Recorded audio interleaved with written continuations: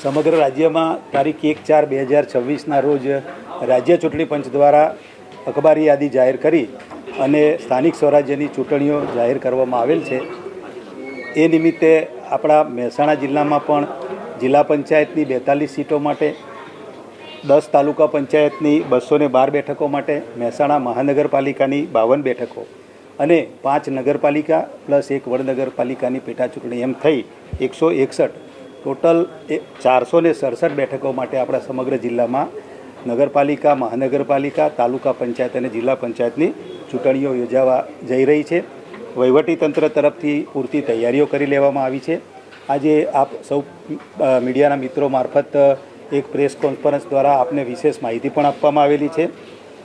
ચૂંટણીની જે તૈયારીઓની વાત કરીએ તો હાલના તબક્કે ચૂંટણી પંચ દ્વારા જે ચૂંટણીનો કાર્યક્રમ જાહેર કરેલો છે એ પ્રમાણે 6 તારીખથી આપણે ઉમેદવારી પત્રો સ્વીકારવાનું શરૂ થશે અને મતદાન 26/4/2026 રવિવારના રોજ થશે અને મતગણતરી 28/4/2026ના રોજ થશે અને 30/4/26ના રોજ ચૂંટણીની પ્રક્રિયા પૂર્ણ કરવામાં આવશે।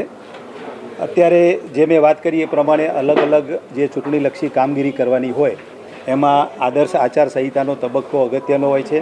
કાયદો અને વ્યવસ્થાની પણ બાબત હોય, સ્ટાફના રેન્ડમાઇઝેશનની બાબત હોય કે વિવિધ પ્રકારની કામગીરી EVM તૈયાર કરવાના હોય, એની સેફટી રાખવાની સમગ્ર તૈયારી ચાલુ રહી છે અને અમારું જિલ્લા વહીવટીતંત્ર સતત એમાં રોકાયેલું છે। જિલ્લાના વર્ગ 1, 2 અને વર્ગ 3ના તમામ અધિકારીઓ કર્મચારીઓને હમણાં જે બ્રીફ કર્યું એ પ્રમાણે ચૂંટણી અધિકારી, મદદનીશ ચૂંટણી અધિકારી તરીકે નિયુક્ત કરવામાં આવેલા છે। આ તમામ ચૂંટણીઓ EVM દ્વારા કરવામાં આવશે અને જ્યારે તાલુકા વાઇઝ, જિલ્લા વાઇઝ કે કોર્પોરેશનમાં કરવામાં આવશે ત્યારે રાજકીય પક્ષોના ઉમેદવારો અથવા તો એમના પ્રતિનિધિઓની હાજરીમાં EVM તૈયાર કરવામાં આવશે અને બેલેટ પેપર પણ એમાં ફિક્સ કરવામાં આવશે। આદર્શ આચારસંહિતાની વાત કરીએ તો અહીંયા જિલ્લા કક્ષાએથી પણ અમે એક અધિકારીને નિમેલા છે।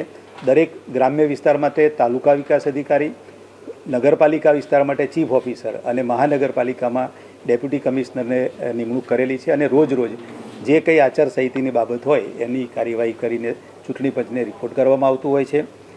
રાજકીય પક્ષો માટેની હોય કે વહીવટીતંત્ર બાબતની હોય કે ઉમેદવારીની હોય એ પણ આદર્શ આચારસંહિતાની અમલીકરણ થાય એ અમે સુનિશ્ચિત કરીશું। આજે રાજકીય પક્ષોના પ્રતિનિધિઓ સાથે પણ મિટિંગ કરી હતી અને એમને પણ બ્રીફ કરવામાં આવેલા હતા।